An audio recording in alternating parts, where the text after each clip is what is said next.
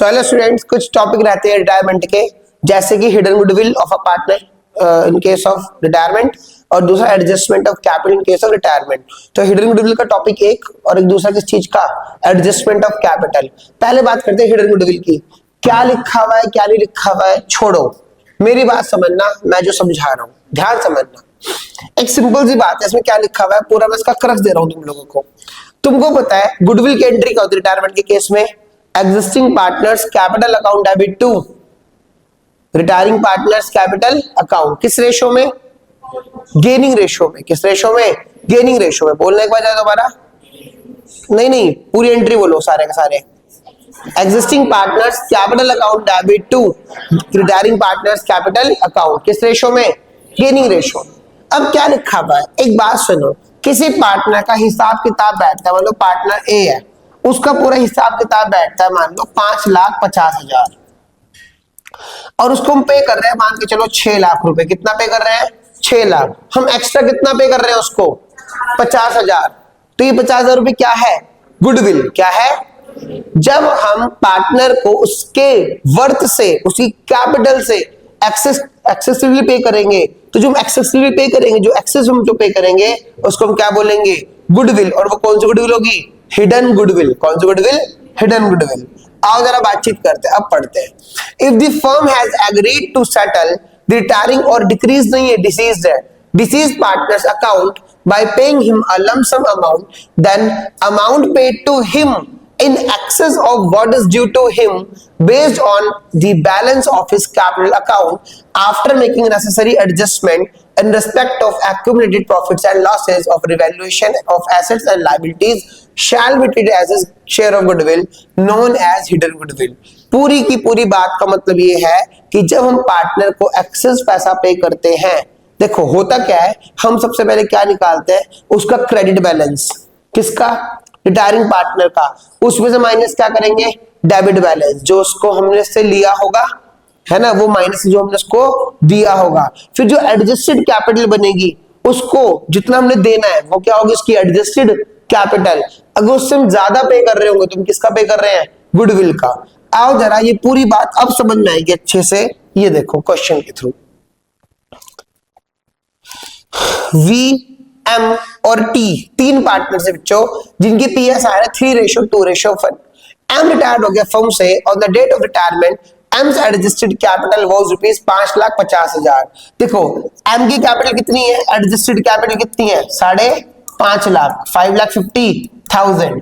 अब ये कहा गया कि जो हमने and on the date of retirement payment made to M's was rupees 6,20,000। और उसको हमने पे कितना करा, पेमेंट मेड कितना करा उसको जरा बताना, 6,20,000। कितना एक्सेसिव पे करा हम लोगों ने इसको, अगर बात तो एक्सेसिव अमाउंट कितना है बताओ, 70,000। ये 70,000 क्या है बच्चों, गुडविल। क्या है ये, गुडविल। और ये 70 कैसे आया, देखो सिंपल सी बात है, 620 हमने पे करना कर रहे हैं उसको, और 550 हमने उसको पे करना था, तो कितना बचा, 70,000 बच्चों। तो 70,000 कौन बियर करेगा इसको, वी और एम। टी रिटायर हुआ ना, सॉरी एम रिटायर हुआ, तो इसको कौन करेगा, वी और टी। किस रेशो में, 3:1 में। ठीक है ना, ध्यान रखना इस चीज को। तो 3:1 में जो भी आएगा उसको कर लेना। एंट्री क्या होगी, V is capital account debit, T is capital account debit to M's capital account. ध्यान रखना, अगर मैं बिल्कुल मोटी मोटी बात करूं, जब हम पार्टनर को एक्सेसिव पैसा पे करेंगे at the time of retirement of a partner, तो उस केस में मान लीजिए जितना हम एक्सेसिव पे कर रहे हैं वो उसकी क्या पे कर रहे हैं, गुडविल। जैसे इस क्वेश्चन में हमने कितना पे करना था, 550, लेकिन कर कितना रहे हैं, 620, तो एक्स्ट्रा कितना पे कर रहे हैं, तो वो क्या हो जाएगा हमारे लिए, गुडविल। और एंट्री क्या होगी, एग्जिस्टिंग टू रिटायरिंग। ठीक है ना, बाकी अगली वीडियो बनाएंगे। बात करते हैं हम लोग एडजस्टमेंट ऑफ कैपिटल्स की। ध्यान से पढ़ना, पहली एडजस्टमेंट क्या है और मुझे कैसे पढ़ाना है वो देखना। When total capital of the new firm is given, first adjustment क्या है, when total capital of the new firm is given.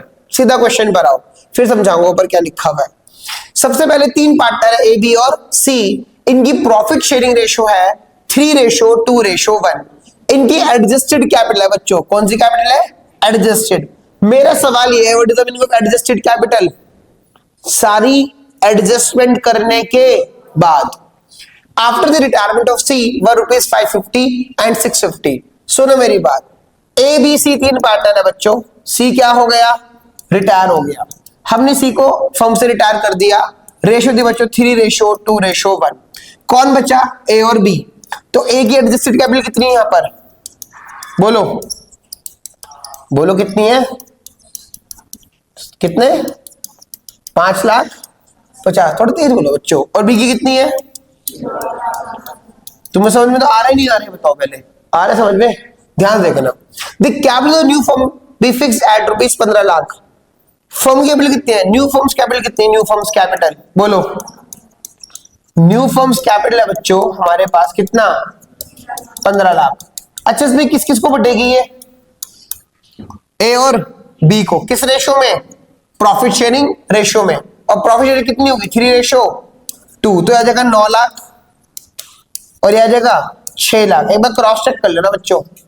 553 ठीक है। यहां तो कोई दिक्कत तो बताओ। इसने कहा कि सी के रिटायर होने के बाद, हमने सी को क्या कर दिया? रिटायर की बाय। सी के रिटायर होने के बाद जो फर्म की कैपिटल कितनी है? 15 लाख। इस 15 लाख को कौन कंट्रीब्यूट करेगा? अब ए और बी। किस रेशो में? उनकी न्यू रेशो में। न्यू रेशो कितनी है? 3:1 थी, 1 चला गया, कितना बचा? 3:2। अब मेरी बात सुनो, अब तुम्हें कंपेयर करना है। ए को रखनी कितनी है? 9 लाख है। कितनी? 5,50,000। तो घर से कितना लेकर के आएगा? 3.5 लाख रुपए लेकर के आएगा। 350 है बेटा। 3.5 लाख रुपए लेकर के आएगा। अच्छा बी को कितनी रखनी है? 6 लाख है। कितनी? 6.5 लाख। तो ये कितना घर लेकर के जाएगा? ये 50 घर लेकर के जाएगा। ध्यान रखना। तो ए को रखनी कितनी है? 9 लाख। और बी को कितनी रखनी है? 6 लाख। ए की ऑलरेडी कितनी है? 5.5 लाख। और बी की कितनी है? 6.5 लाख। तो ए घर लेकर के, ए घर से लेकर के आएगा और बी घर लेकर के। अब ए घर से लेकर के आएगा तो एंट्री क्या होगी? बोलो एंट्री, बोलो एंट्री क्या होगी? कैश या बैंक अकाउंट डेबिट टू